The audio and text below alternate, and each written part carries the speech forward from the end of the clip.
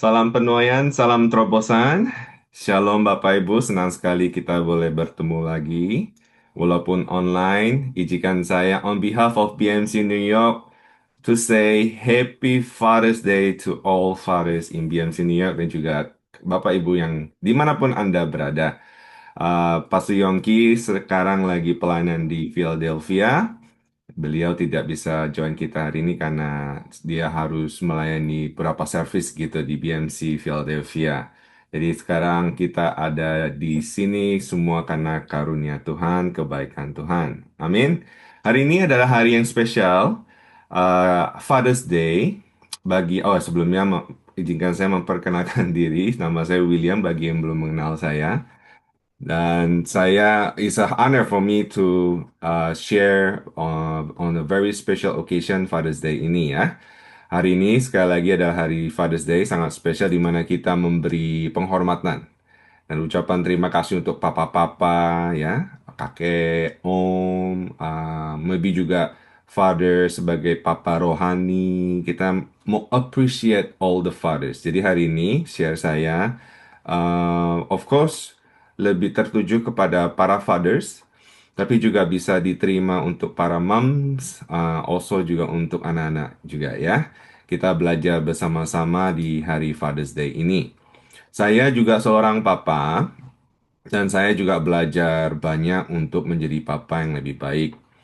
Uh, Tidak ada yang sempurna di dunia ini, termasuk saya, of course. Tapi kita dengan kerendahan hati ya, mau belajar untuk menjadi papa yang baik untuk keluarga kita, anak-anak kita, dan even untuk gereja kita. Kita memberikan contoh yang baik. Karena kenapa? Seorang peranan papa ya, itu sangat penting dalam keluarga. Keluarga tidak akan 100% berfungsi dengan baik jika papa atau ayah ini tidak ada peranannya, tidak berfungsi.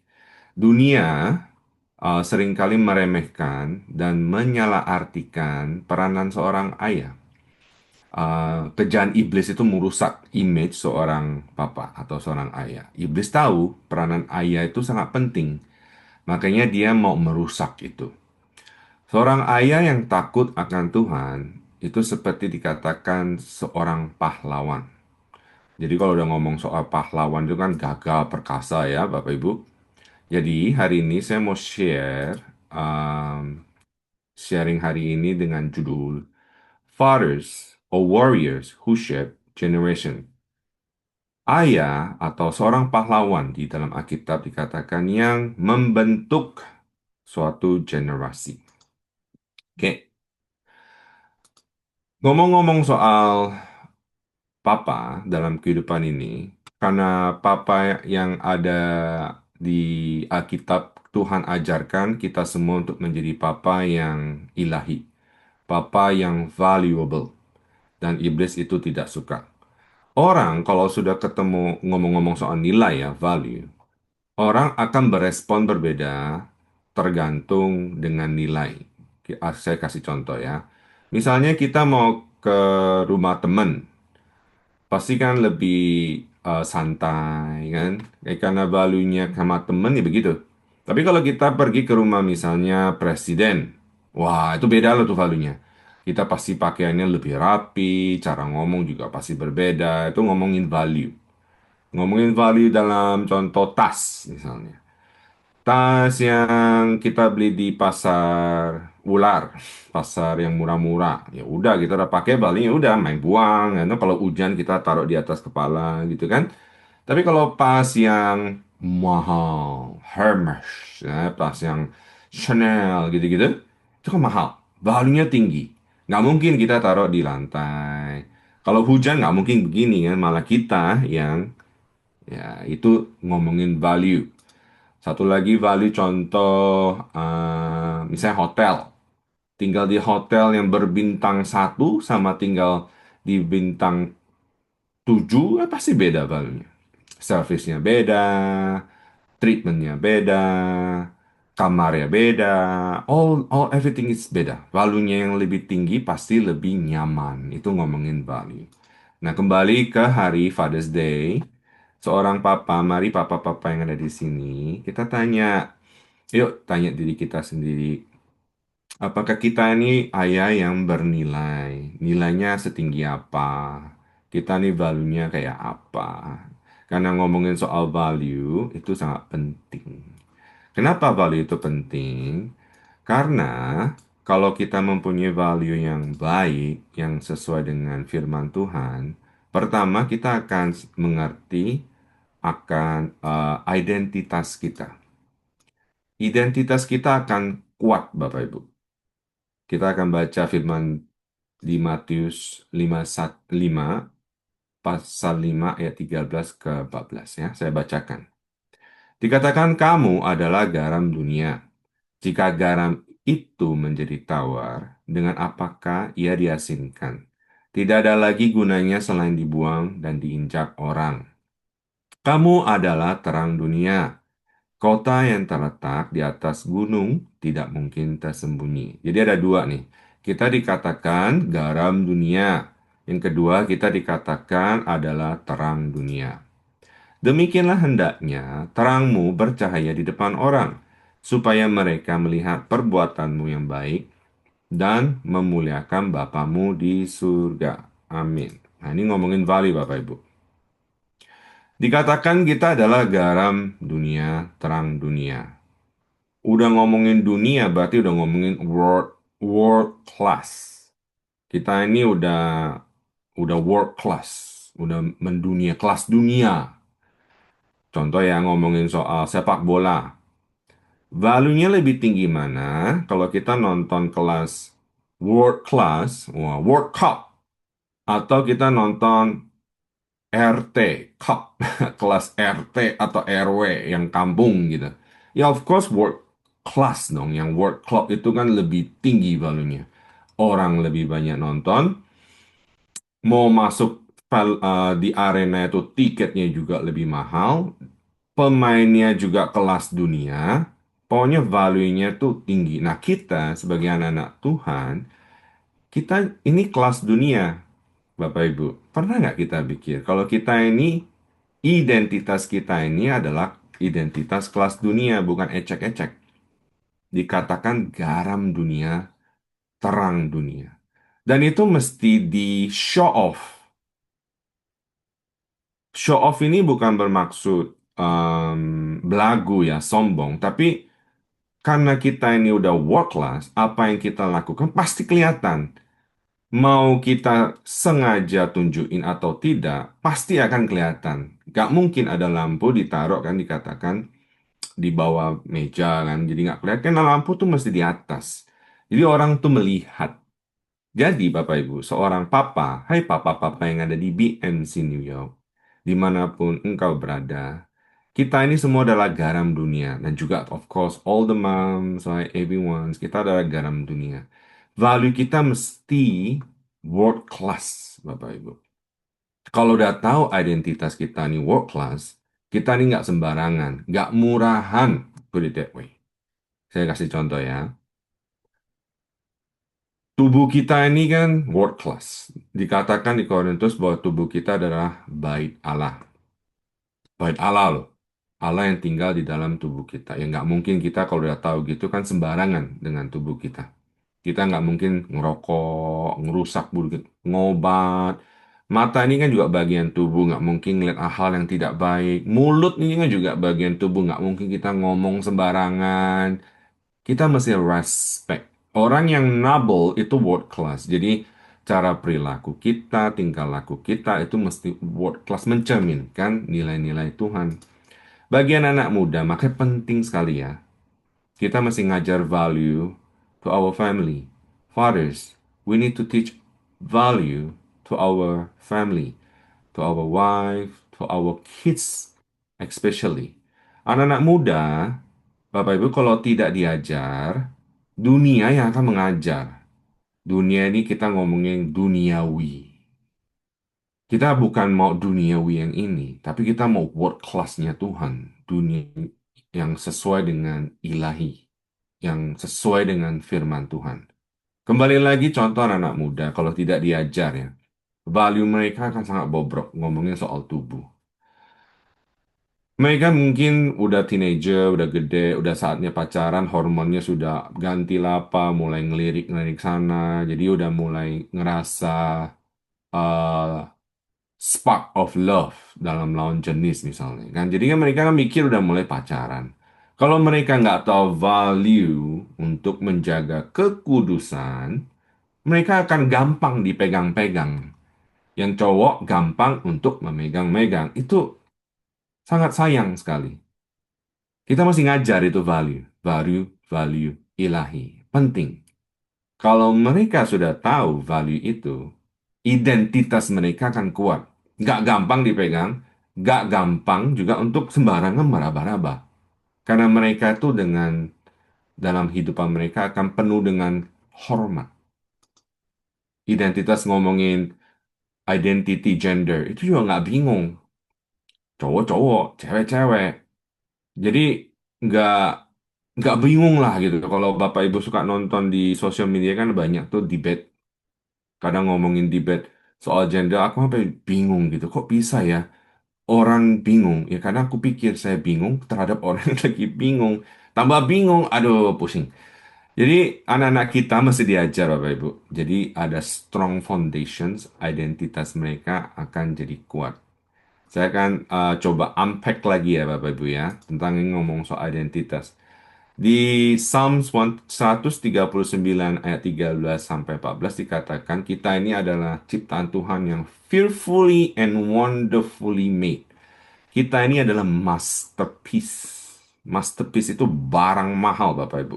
Ingat, value kita ini apa? Kita ini ditebus dengan darah Kristus. Kita ini barang mahal. Oke? Sambil contoh gambar Mona Lisa. Bapak Ibu tahu ya ini gambar Mona Lisa, right? Ini painting yang sangat terkenal dan mahal sekali. Oh, iblis, orang jahat, mau merusak ini. Waktu mereka ngerusak, ya kira-kira kayak gini nih, dirusak, dicoret-coret. Jadi udah value-nya itu mau dirusak. Ini kerjaan iblis, Bapak Ibu. Nah, kalau mungkin nggak terlalu relevan, saya ambil contoh lain lagi. Saya ambil contoh foto saya sendiri, Bapak Ibu. Kalau pakai foto orang, takut ada yang tersinggung. Foto sendiri aja. Ini William Rainier, seorang papa yang sudah ditebus, yang dikasih Tuhan. Iblis nggak suka, Bapak Ibu. Saya mau kasih a little story about my past. Cepat saja.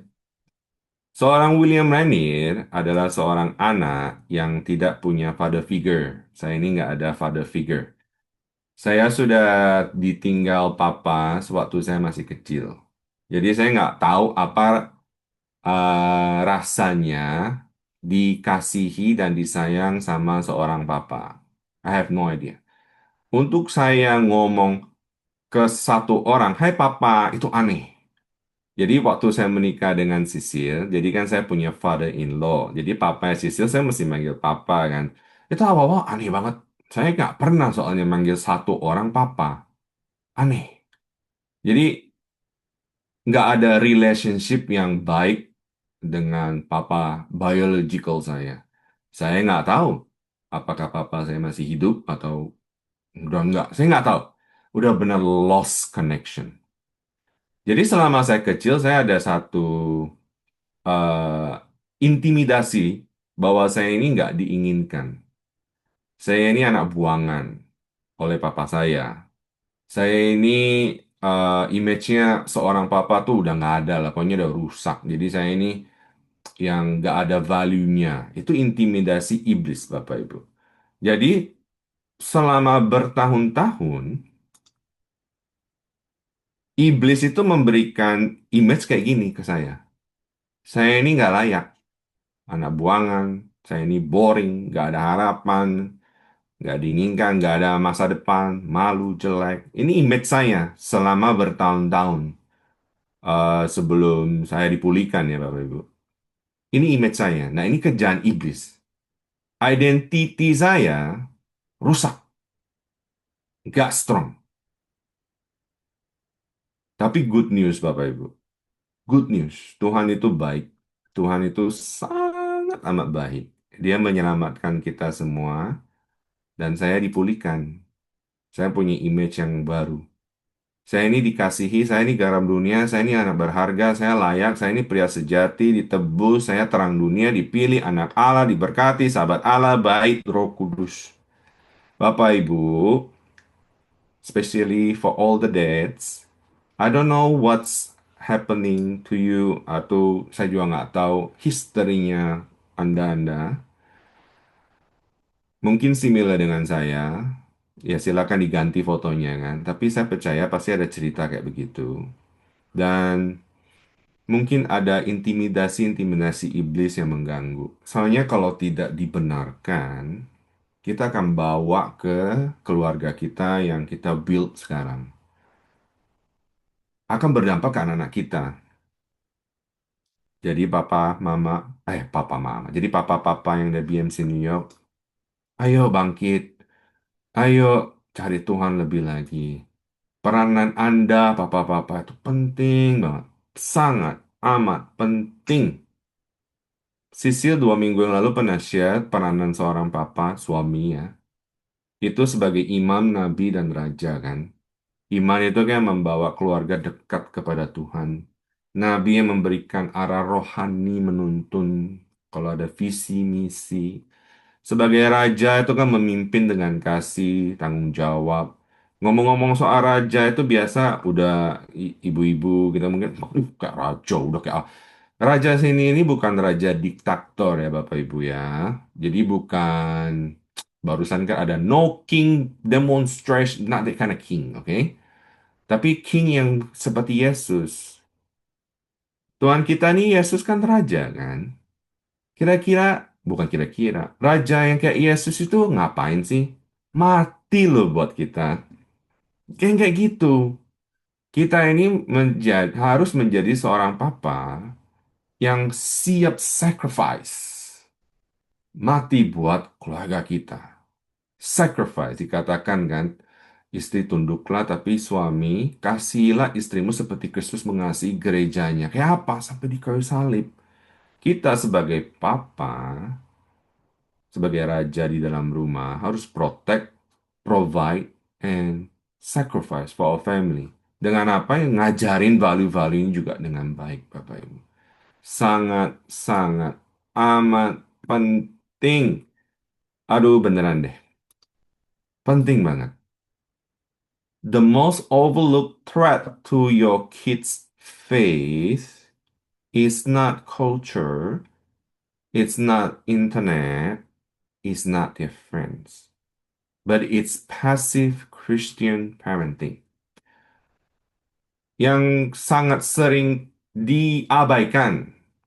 Threat itu kan apa sih bahayanya apa kayak ya bahayanya yang untuk yang akan merusak faith-nya anak-anak kita yang sering nggak digubris gitu ya. Itu bukan culture, tapi culture itu sangat mengganggu, oke? Itu bukan internet. Kita kan sering ngomong, oh anak nonton internet, internet, gitu kan? Dan juga it's not difference. Itu tiga-tiganya mengganggu, bahaya. Tapi yang paling bahaya yang sering tidak dilihat itu passive Christian parenting. Jadi maksud saya begini, kita ngaku kita orang Kristen, ke gereja, tapi pasif nggak ngajar anak-anak kita. Kita pasif, nggak ada urgency, nggak mikir kalau wah ini bahaya nih kalau nggak diajar. Nggak ada intention, nggak ada tujuan, dan tidak ada disiplin. Kalau salah mesti diajar, disiplin, dan dihukum. Nggak ada itu. Itu namanya pasif. Itu bahaya Bapak Ibu. Kita ini nggak bisa outsource anak-anak spiritual life kita. Maksudnya kayak dikasih, ya bisa paling cuma seminggu sekali ya pas anak-anak kita ke gereja, ya. Tapi anak-anak ini kan pemberian Tuhan buat kita. Our kids is your own, so fathers, lead them. Moms, of course, support your husband, lead them. Lead your kids, teach them. Aduh, trust me, kalau enggak, mungkin masih kecil gitu ya, masih, so cute, gini, gini, gini. Saat mereka membesar, kan aku kan punya teenager. Kok apa culture-nya yang mereka akan experience berbeda, internet yang mereka nonton berbeda, teman-teman mereka berbeda, mereka bakal berubah loh. Kalau kita ngajar culture yang akan ngajar mereka, internet yang akan ngajar mereka, teman-teman yang ngajar mereka, itu bahaya. Jadi, ayo, papa-papa, kita harus aktif mengajar anak-anak kita ya. Sehingga kita ini ada tujuan mengajar anak-anak kita dalam kehidupan rohani mereka. Ada purpose driven. Dalam kehidupan mereka ini baik berarti mereka digerakkan dengan tujuan. Saya bacakan ya Mazmur 127 ayat 3 sampai 5. So far so good ya. Keluarga BMC New York, kita semua adalah orang-orang bijaksana. Haleluya. Saya bacakan. Sesungguhnya anak-anak lelaki adalah milik pusaka dari Tuhan. Jadi katakan juga anak-anak perempuan juga included ya. Di children's bahasa Inggrisnya. Dikatakan milik pusaka dari Tuhan dan buah kandung adalah suatu upah. So dear parents, kita punya anak di rumah itu upah. Itu gift. Itu milik pusaka, heritage dari Tuhan. Oke, lanjut ya ayat 4. Seperti anak-anak panah di tangan pahlawan. Wow, anak-anak kita ini seperti di tangan pahlawan. Berarti kita, the parents, especially fathers yang ada di sini, kita ini dikatakan pahlawan. Bahasa Inggrisnya itu warriors. Demikianlah anak-anak pada masa muda. Ayat 5. Berbahagialah orang yang telah membuat penuh tabung panahnya. Jadi ada tempat panah, jadi penuh banyak panah. Dengan semuanya itu, ia tidak akan mendapat malu apabila ia berbicara dengan musuh-musuh di pintu gerbang. Oke, let's unpack this verse. Pertama, kita harus ngajak anak-anak kita tentang value. So that mereka ini tahu siapa mereka, identitas mereka itu siapa. Papa-papa juga mesti tahu who you are. Oke?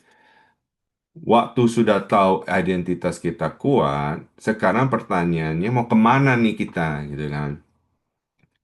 Kita tahu tujuan kita. Di Mazmur 127, dikatakan anak-anak kita ini adalah upah, itu bukan suatu beban, tapi itu suatu gift dari Tuhan yang gimana kita harus disiplin. Dikatakan di Mas kalau Bapak Ibu baca the whole chapter ngomongin soal panah ya.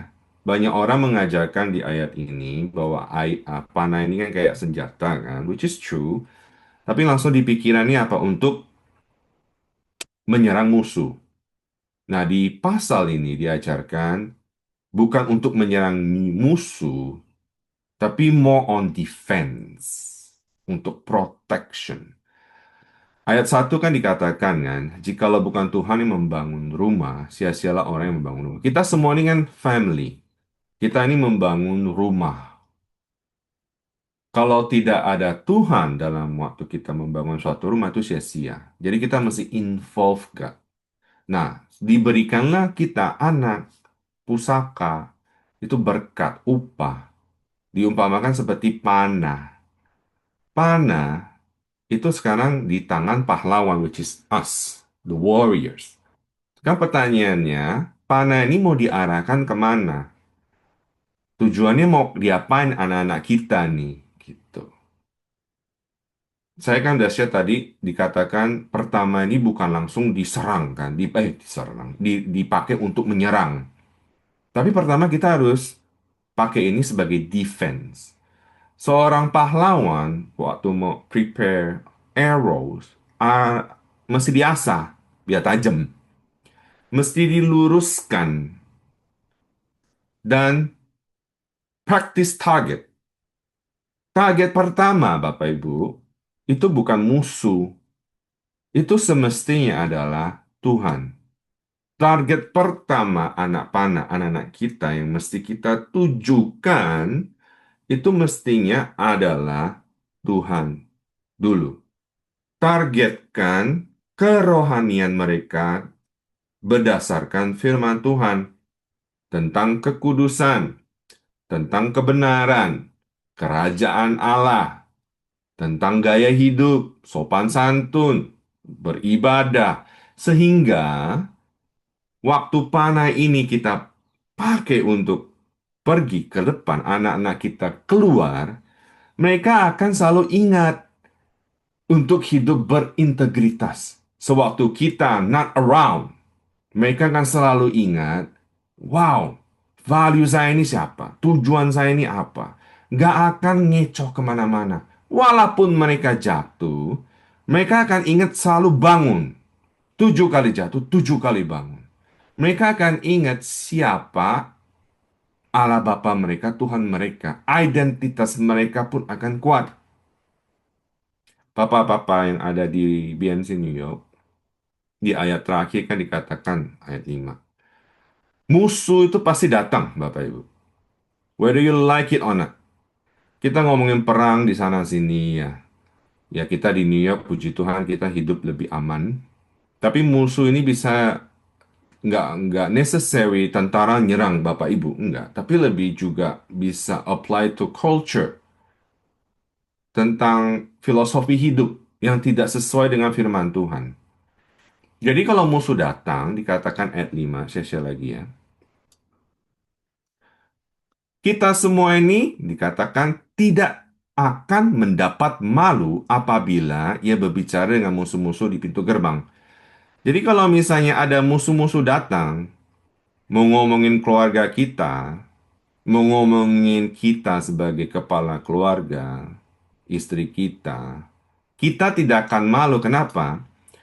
Karena panah-panah anak-anak panah kita yang sudah kita asah itu on behind of us, ready to protect us, ready to defend us. Pada saatnya mereka diluncurkan, is on point. Sobat Segut, papa-papa yang ada di BNC New York, target kita pertama adalah Tuhan. Tuhan itu ada Allah, Allah yang ada di surga, di atas. So, fathers, aim high.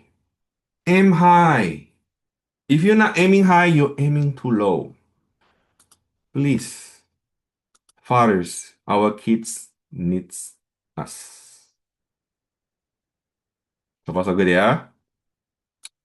Tujuan pertama ya, pertama kita harus penting tahu tentang identitas kita. Mengajar, memperkuatkan value ke anak-anak kita. Sekarang kan next question is, mau kemana gitu kan? Ya ini. Pertama, kita mesti shape our kids based on God's truth. Target pertama itu. Soalnya kenapa? Ada apa-apa, kita nggak malu. Musuh datang, kondisi datang, waktu akan talk about our family, kita nggak akan malu. Kita nggak akan destroy, nggak akan hancur.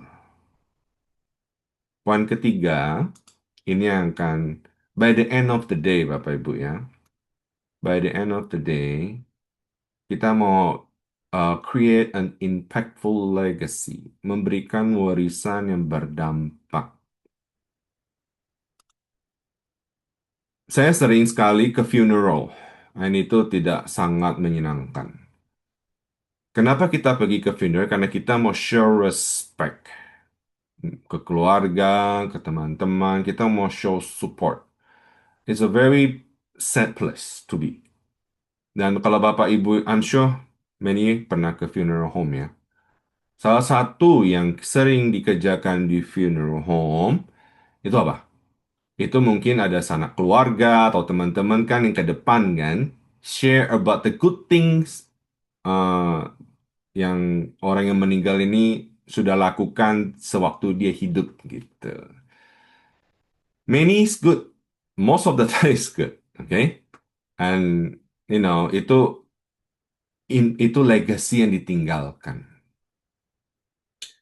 Yang saya mau share ke Bapak Ibu, legacy yang ditinggalkan ini tidak se- tidak harus didengarkan sewaktu funeral home. Contoh saya ya, saya kalau udah meninggal, pasti ada funeral home. Saya percaya orang yang akan maju ke depan untuk ngomong tentang saya, my family. Dan saya percaya pasti yang bagus-bagus. Masalahnya, saya nggak dengar. Mana bisa dengar, saya udah mati. Ya nggak sih? Sekarang saya mau mengajak Bapak Ibu untuk mempunyai perspektif yang berbeda. Legasi yang Papa Mama tinggalkan, kita bisa dengar selama kita masih hidup sebenarnya. Ya, itu dikatakan panah, sewaktu musuh datang, itu akan defense us. Ada yang mau caci maki kita, anak-anak kita tuh ready to protect us. Gak ada musuh pun, anak-anak kita tuh akan bangga kepada kita. Akan talk good things about us. On Father's Day, ayo kita spend time. Yes, it is celebration about me because I'm a dad. Papa-papa yang ada di BMC New York. Yes, it's a celebration. It's all about you. Yes, it's true. Tapi saya mau mengundang, since it's all about us, hey dear fathers, let's make ourselves more valuable and available untuk anak-anak kita. Coba kita tanya. Tanya pertanyaan ini. Please describe me in your own word. Let's see what they say.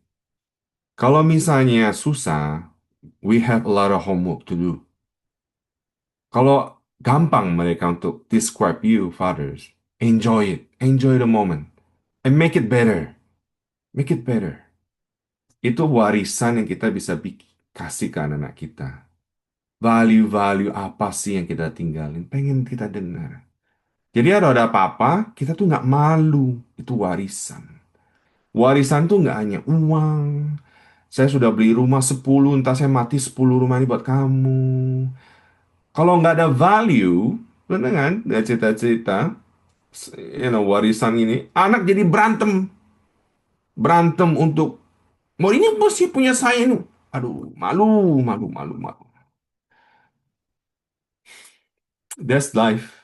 That's the value of life. Jadi Bapak Ibu, ayo, papa-papa khususnya, bangkit. Kita ini pahlawan-pahlawan. Pahlawan-pahlawan yang membangun anak kita menjadi anak-anak yang luar biasa. Ada amin, Bapak Ibu? Papa-papa semua?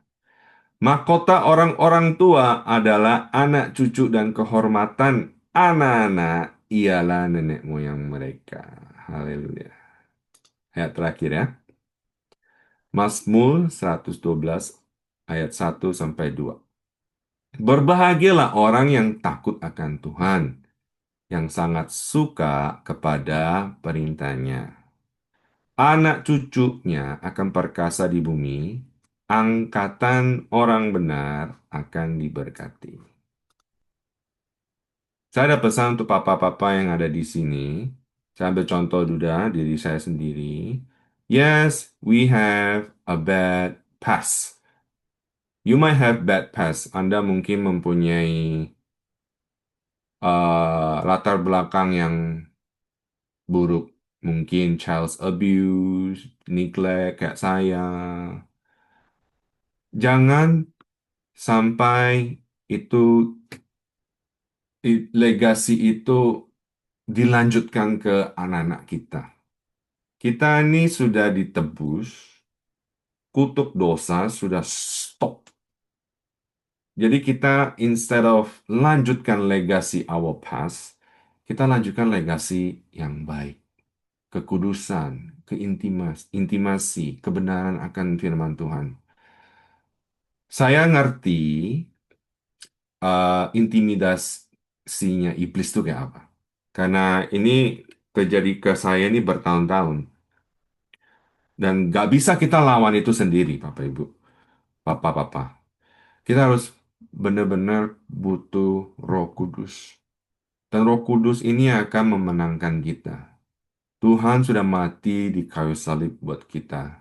Ayo, kita lebih semangat lagi mencari kerajaan Allah, kebenaran dan kerajaan Allah. Semuanya yang akan ditambahkan. Salah satunya adalah value untuk anak-anak kita, kebenaran dan juga kehormatan dalam keluarga kita. Itu akan ditambahkan, Bapak Ibu. Jangan biarkan iblis selalu, izinkan iblis selalu menyerang kita, Papa-papa. Intimidasi iblis sudah nggak ada the power because kita sudah ada powerful God in our life. So, rise up, warriors of God. Build a godly generation dalam keluarga kita, dalam gereja kita, komunitas kita. Ada amin, Bapak Ibu? Saya sudah selesai. Biarlah on this Father's Day, enjoy it. Saya juga mau say thank you at the same time on this moment for all the fathers yang sudah sacrifice a lot. I want to thank you personally on BMC New York as well. Thank you. I know you work hard for your whole family, for your kids. Kalau kurang di appreciate, biarlah dapat apresiasi dari saya dulu. Saya sangat appreciate sekali untuk papa-papa yang ada di sini. I'm very grateful for you and thank God for all of you. All your sacrifice. I also want to thank you for your time dalam pelayanan di BNC New York, dalam mengajar anak-anak dan juga mengasihi your wives. I want to say thank you for Pastor Yongki yang sudah menjadi papa rohani kita semua di sini. And thank you. Okay, so enjoy your moment and let's us raise up to become a better father for our kids. Okay? Mari kita berdoa ya. Tuhan, kami mengucap syukur untuk hari ini. Hari ini adalah hari yang luar biasa, a Father's Day. And first, we want to thank you, God, for a father figure yang selalu ada, yaitu Engkau Allah Bapa, yang kami jadikan pedoman hidup kami. Tuhan, kami berdoa untuk setiap ayah di tempat ini, Tuhan. Bila kami semua boleh menjadi ayah-ayah yang bernilai. Berikan kami semua kekuatan untuk selalu ingat menanamkan identitas yang benar, membentuk anak-anak kami menjadi anak pribadi yang kuat dalam Tuhan, dan menciptakan dan memberikan warisan sukacita yang tak tergantikan. Terima kasih Tuhan untuk ibadah yang indah ini di minggu pagi ini. Berkati anak-anak-Mu yang sudah menyelenggarakan ibadah ini dengan baik, berkat dan karunia yang melimpah-limpah buat mereka. Bapak Ibu, bila kita semua selalu ingat bahwa kita mempunyai Allah Bapa yang baik di surga. Berkati juga pastor kami, Pastor Yongki yang sedang pelayanan di Philadelphia. Pakai beliau Tuhan hamba-Mu ini dengan luar biasa. Banyak orang di Philadelphia, papa-papa terutama juga dimenangkan, diberkati menjadi pahlawan-pahlawan yang luar biasa. Haleluya. Mari kita semua yang ada di BMC New York mengangkat kedua tangan kita.